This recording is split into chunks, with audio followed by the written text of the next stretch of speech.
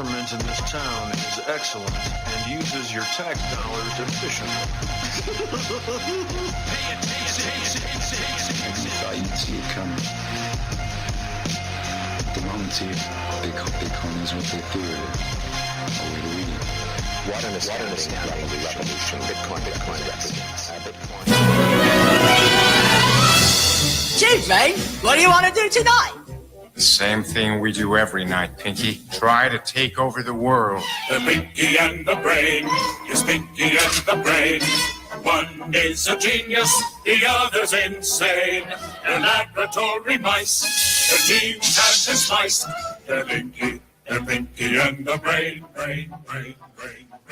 Well, that's weird. I just got a notification on my phone that the crypto show is live now. How can that be? Wait a minute. I'm in front of the microphone. The crypto show is live. I'm here with it. Oh my God. That's how prepared I came. Is this still the most dangerous studio on the planet? Is it about our setup or is it the location? I think it's both. First of all, we did have according to the news, we are at the most dangerous. This studio looks like a fire hazard. Let's just be honest. Yeah. Okay, it is. Wires and like metal wires pieces. everywhere. Yeah. And Anarchy. Anarchy. The way it should be. Burn this shit down. Anarchy means. Can you believe I know where all these wires go? I know I don't. I don't believe that at all. I do. Anarchy means electrocution. Now, welcome, guys, to the latest edition of the Crypto Show. As you probably already know, we are coming to you from the sunny climes of Acapulco, Mexico, at Acapulco, the 4th annual conference, where we've had over 1,200 attendees and some excellent speakers, including my guest. He is the founder of Sean's Outpost, the founder of unsung.org, goes also by the name of Tim. He is Jason King, and he was here today giving a speech at the 4th day at Acapulco, which is also known as Cryptopolco. Cryptopolco. What are you from Atlanta suddenly? Shut up. You're hanging around with Jeffrey Tucker too long. Now he's talking like he's from Atlanta. Cryptopolco. Jeffrey Tucker's going to never come on the show again. Thanks to you. But we're really excited to have Jason King back. He's been on the show many times before. He's been a good friend to us. Hell yeah. He also waited very patiently while Danny was extremely late to this interview. Day drinking. It's usually I'm usually like 2 hours early, and Chris is always like, the music is already live and we're on air, and here comes That's Chris. actually happened many Chris times. Comes wheezing into the studio. Sorry, I'm late. And actually, technically, I was still a few minutes late even today. It's just you happened to be later. Your guest was here on time. Yeah, he was. Thank you, Today, not yesterday. Yesterday. Oh wait, that's right. So See, this I was can't actually claim anything. This was payback for yesterday. Yeah, that's it. That's why I sat patiently. Danny was late on accident. Anyway, no, we're here. Glad to have him here. And Jason, how have you liked the conference so far? It's great. I mean, I've been Jeff's been inviting me down here for 4 years now, and just couldn't work it into my schedule before. And so I guess this was the year to come. There's a ton of people here. Yeah. It was much larger than I expected it to be. So this is your first year. I guess that's right. Yeah, my first time in Acapulco at all. I've been to the Gulf side. I've never been to the Pacific side. Yeah, the Yucatan. I've been there too. It's so beautiful. I mean, it's beautiful here too. Don't get me wrong. Well, glad that you came. You think you might come again next year? Yeah, I think so. Awesome, man. It's a lot of fun. Good people.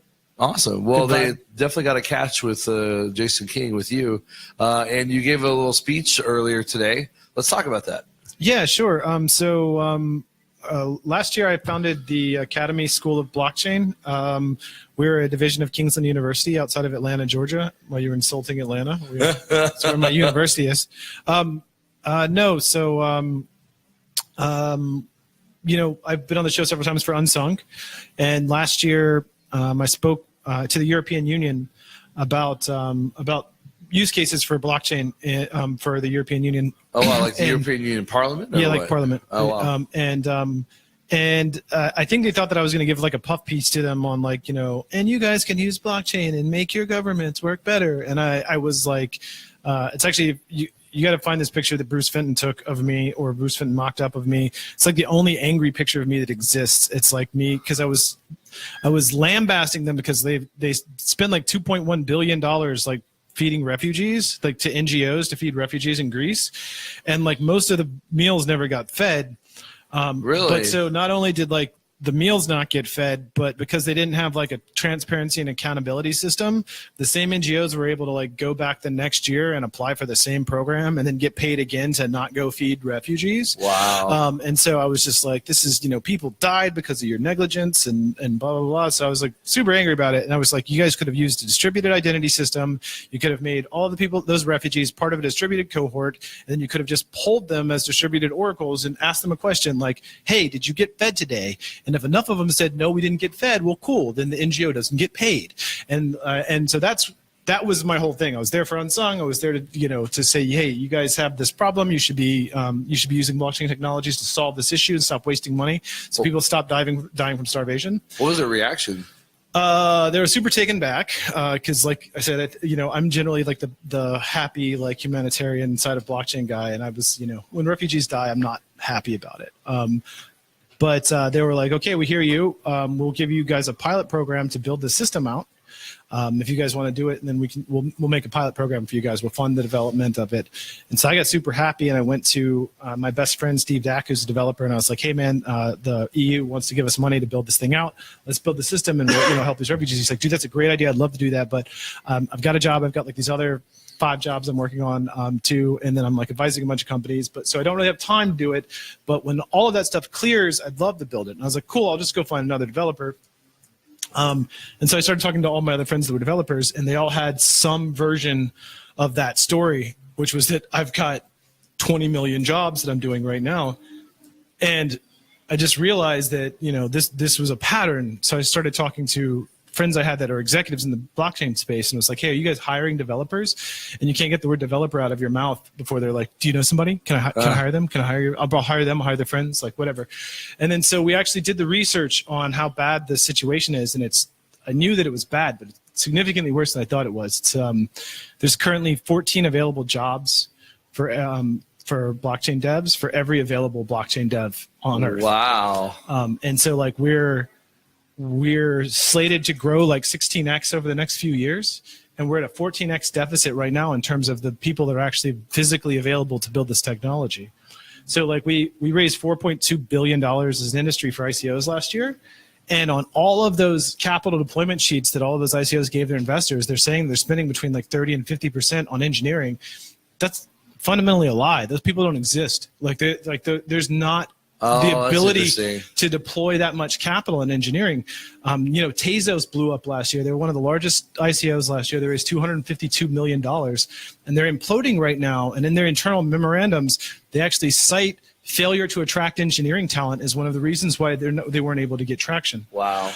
So I met the founder of Kingsland University in Atlanta last year when I was in Africa. And he had approached me about maybe doing some like executive education sort of stuff. It's a guy named John Souza, a really cool guy. And at the time I wasn't really interested in it because executive education, well, I'm sure you can make a lot of money off of it. It didn't seem to really be solving a problem. But after I ran into this problem at the EU with trying to build a system out myself, I was just like, I've been in this space since 2010. If I can't get a developer to build something for me, nobody can. Right. This is a massive, massive problem. So I went to John and I was like, look, I know this is weird, but what would it take for us to stand up an accredited school for blockchain development at your university? You have a university already. And so I walked him through the numbers and everything, and John got it really quickly. And so last year we actually stood up the Kingsland School of Blockchain. And so now we have the world's first fully accredited school for blockchain development. Wow. And that's Academy.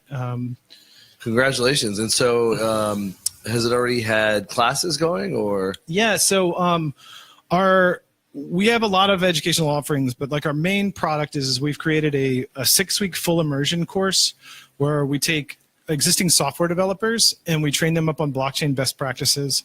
So like if you're someone that's like a mid-level to senior developer and you already understand software development very well, you take our entrance exam, pass it, and then you can get into our course, and it's all in person.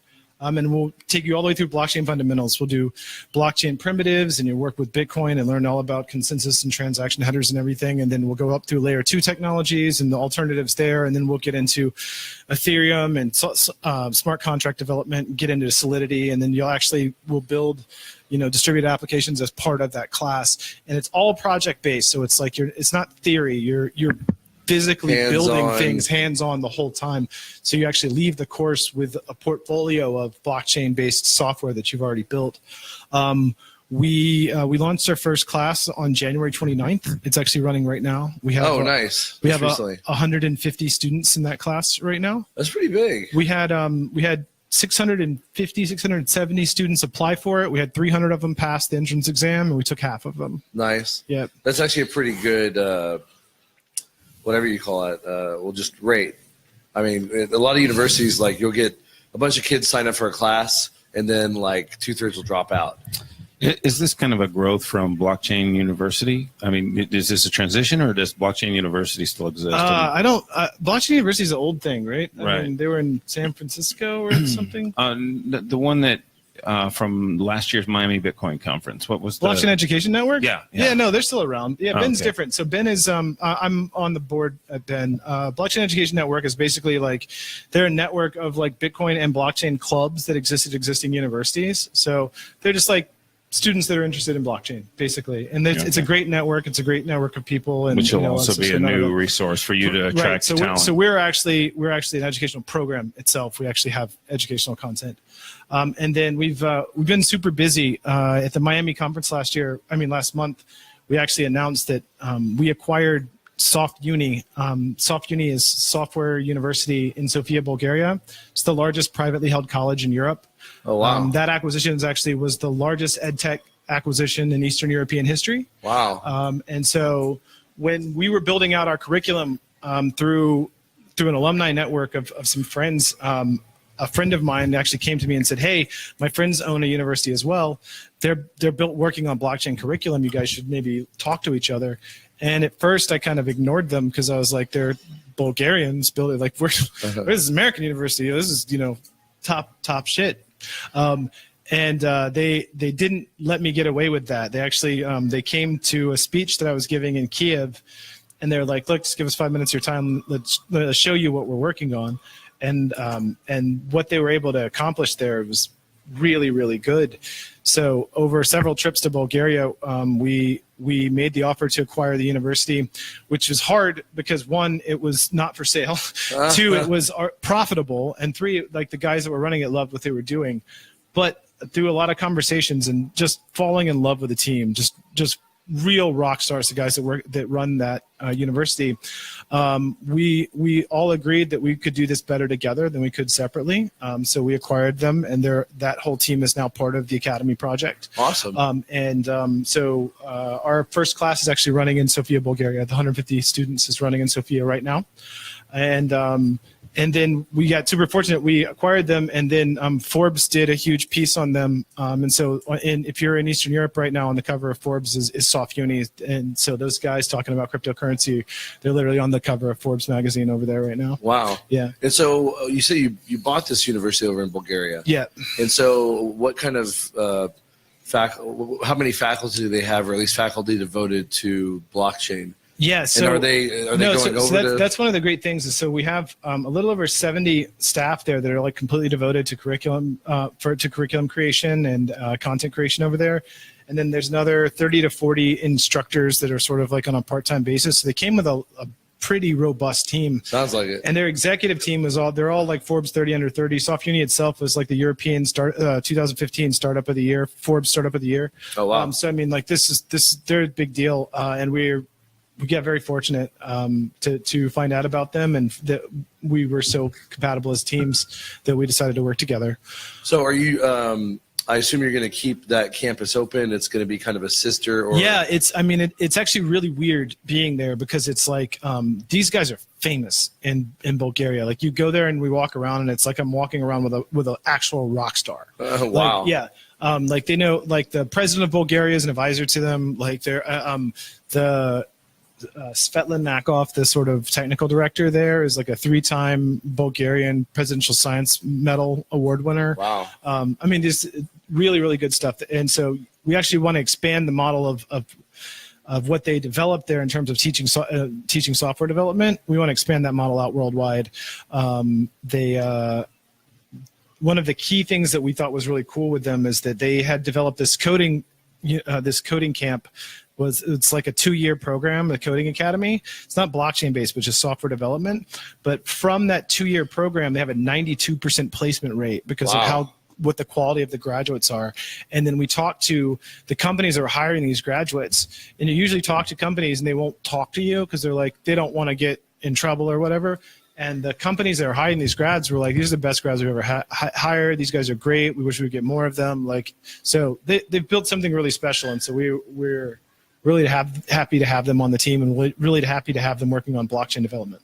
That's incredible. And so are some of these professors going to go back and forth between campuses, or? Yeah. So the Sophia operation will pretty much stay as is, but something that we're doing is, one of the main problems why we haven't done better about teaching blockchain developers is there's not really a lot of people that can teach this stuff. Mm-hmm. The people that know how to do it for the most part are in production. You're getting paid a lot of money as a blockchain developer to do blockchain development.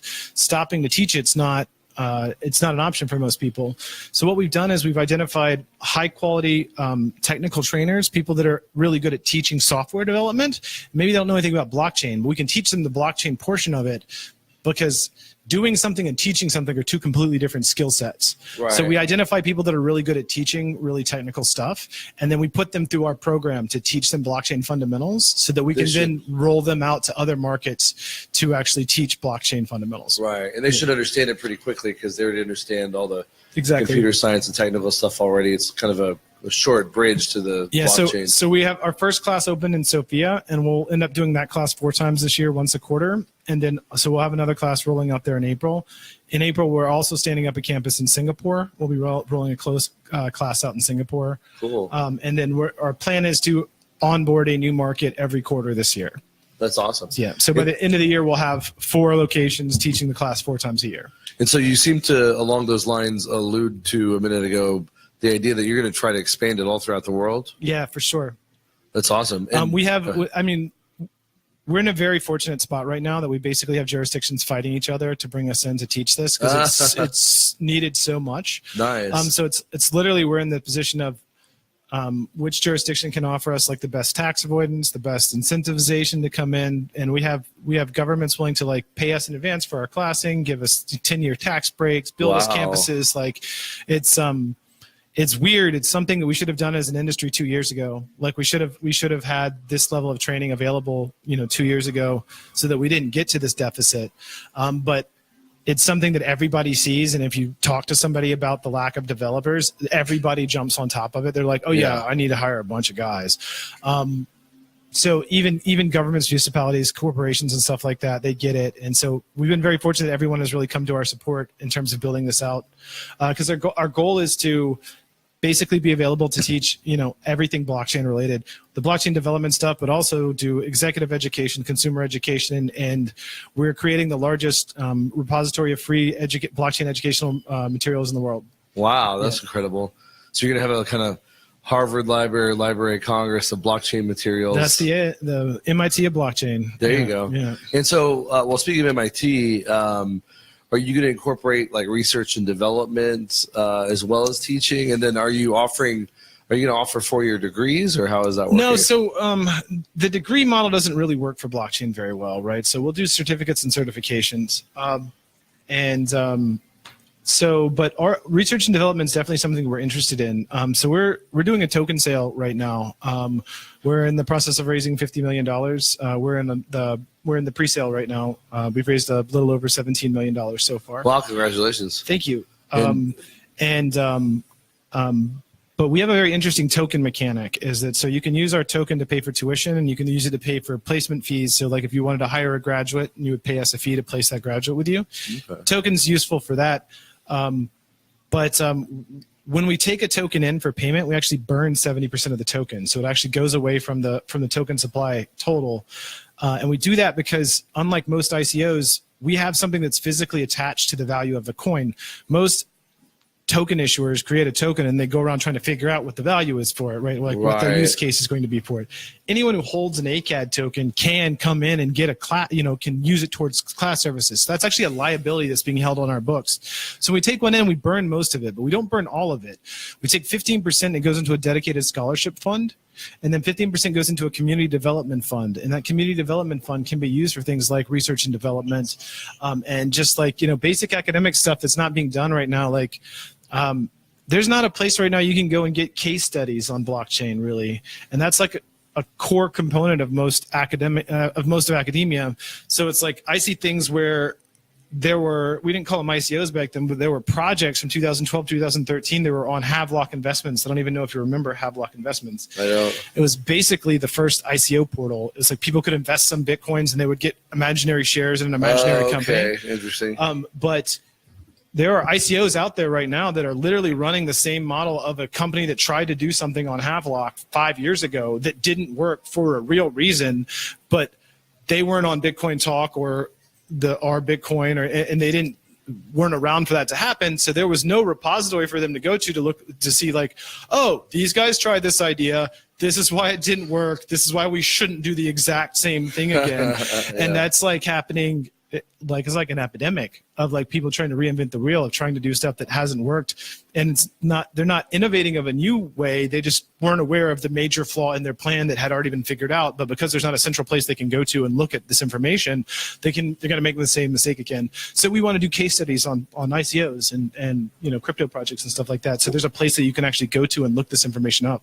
Well, no, and not just to have it as a repository of knowledge like a Wikipedia of that stuff, but like case studies like this are important for the types of classes you want, and not just on the technical side, but on a business side. Sure. Are you incorporating any kind of business teaching or instruction in this? Sure. So like our main two courses right now, our main two classes is we do the 6-week course in blockchain development, and then we have an executive education course. And so we have overwhelming demand from places like KPMG, PricewaterhouseCoopers, Deloitte to train people on this stuff. From the financial side of the house, there's actually more money to be made teaching that stuff because there's a lot more people that are interested in it because pretty much every industry realizes that they have to train their people up on this. Oh, yeah. And there's not a great place to go to learn it right now. It sounds like there's going to be. Yeah, and so we've been very fortunate. We've got the people that are helping us do curriculum design are some of the people that built most of the core protocols. Steve Dack from Ethereum, Craig Sellers from Tether, Omniv Atomic, Dan Larimer, BitShares, EOS, Steemit, Gabe Kaufman from RSK Labs, Paul Pui, Edge, Ricardo Swignini from Monero. These are all the guys that we went to and we're like, hey, cool, you built the technology. Like, help us teach your technology. And have they all been on board? Super, super helpful. That's so great. the stuff that we're teaching, it's not like theory that we like tried to extrapolate on how to teach it. We went to the guys that built it. And we're like, cool. How do you do this? Right. And so, it's like I said, it's something we should have done as an industry a while ago. I wish that would have gotten done, but if someone won't build it for you, build it yourself. And so that's what we did. That's so awesome. Wow. Well, Jason, this sounds like an amazing project. Thanks, man. This kind of not exactly parallels, but a little bit of Jeffrey Tucker's Bitcoin Embassy, where he's going to have places for people to go and chat and hang out, have some maybe Bitcoin services, and now people can also go and learn how to use blockchain and cryptocurrency and use it in development for financial institutions and technological companies. And awesome. Will your university also be a meetup space to try to attract people? What was that? Will it be also a meetup space for people to try to attract people to the blockchain? So our one in Sophia already is. I mean, we already run meetups out of there, and it's actually fairly large. It's like 37,000 square feet. God. Yeah. So but we think that we're kind of a full service solution. I mean, when you first look at us, it looks like we're just an educational play, and we definitely do that at a very high level. But we want to be like a services provider to the whole industry. Is that like, yes, we'll recruit students, we'll train students, we'll place students into companies that are in need of engineers. But the thing is that not all students want to go work for a company. A lot of them want to build their own company themselves. Right. They want to be and then so we're going to do incubation and acceleration too. So we're those people that we teach how to do blockchain development that want to go build a blockchain company. Cool. Here's funding. Here's mentorship. Here's help and how to build that. Here's legal. all of that stuff. So we'll do that as well. And basically, we envision creating these blockchain villages around the world based around what we're doing. It seems really like cool. the demand would be high enough that students would never even have to pay for a tuition at all, because you'd be able to incentivize people like Dash or Monero or whoever to say, hey, we're already we need seeing developers. That. We're already seeing that. We're already seeing people stepping up, wanting to, to basically prepay for people's education. And put me on that roster. well, so the thing is that companies, they were not able to find blockchain developers, so they're hiring quality developers and they're trying to train them on the job. And OJT, you're talking 12 to 14 months before you're getting anything really useful out of those people, which is a long time. So they would much rather hire a guy that they think is competent, pay for him to go to class for 6 weeks, and then like be able to let him loose, like actually understanding, at least a base level of what's going on. Would there be like an online option to maybe introduce people to it? To say, like my son, for instance, he's game developing. Maybe he wants to move into blockchain. That's definitely something that's coming. So we'll have the online version of our 6-week course will be available end of this summer, and it won't be 6 weeks. It'll probably be 4 months because it'll be online, so it'll take a little longer to get through. It won't be so fast paced. But we'll be constantly rolling out online content all over the spectrum, from everything from beginner up through this blockchain course we're doing now, and then we're going to do like advanced blockchain stuff too. We're going to do courses specifically on building your own blockchain, because like we don't have a lot of those protocol level developers that can actually go out there from scratch and build something from scratch. So we're going to get, guys like Jim Blasco, who's like one of the greatest blockchain developers in the world. Like he's actually willing to come in and help us like build a course on that for building new blockchains. Yeah. Shout out BitcoinTalkRadio.com. What? Yeah. Jim Blasco. And that's really cool too, because it is important to get developers who can competently build from the protocol level up, because we've had so many people on the show who are just, really smart guys, really tech savvy about, computer science in general, but Bitcoin in particular, but they may only know the sort of second layer of it, second layer applications, and the actual blockchain protocol is, even dense and difficult for them. So getting that education out there is also really important. You've really covered all your bases. Yeah, that's pretty incredible. That's what we're trying for. We just, we want to be a solution for everyone, and we're blockchain agnostic. We're going to teach everything, even things like Hyperledger, which are, You should definitely be talking to Dash. They're already the office at so we've talked to Arizona Ryan State University. We've already talked to Ryan some, and I had breakfast with some of the guys in Hong Kong. Yeah, and if you get any ends, we'd love to get Dash more codified into what we're doing, because we're huge Dash supporters. So that's awesome. Yeah. Well, any other things you're working on as far as this that you haven't mentioned, or? No, that's it. I was kind of blown away with how big this conference was. I heard it was going to be bigger than last year, but I think it's like 4 times the size. It's four times the size. It's crazy. Massive, I think a lot of that. Well, I was telling anarchists as far as the eye can see. Amen. Anarchy. But I still think a lot of that is also crypto people. No gang too. activity. What is haven't been accosted yet. Yeah, what's the status though of Unsung? How is that going? Unsung's going really good. So we got a new dev team last part of 2017, and so right now we're in the testing phase of our iOS and Android build, and so hopefully first part of next quarter we'll actually be releasing worldwide, not just in our localized markets, but on iOS and Android. That's awesome. Yeah. Would it be out sooner if you would have had developers available? It would have been out sooner if we would have had developers available. So in other words, had you invented this academy years ago, would have already been rocking and rolling. Yeah.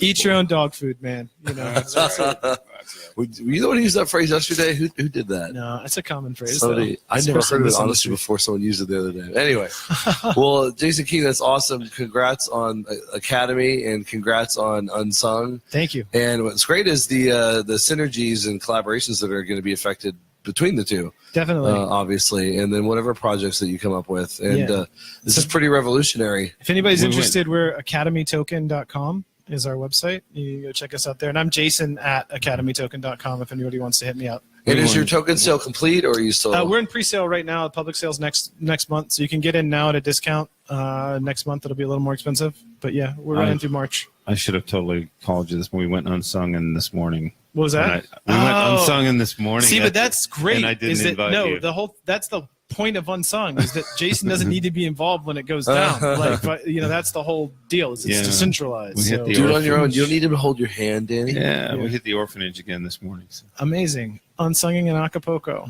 Hell That's yeah. great. 2 years in a row. Boom. Like a Well, boss. Jason King, thanks so much. Any other thoughts you want to share with us? No, man. Thank you guys for coming out here and doing this. You guys have been going hard in here. That debate yesterday with Roger and Juan was awesome.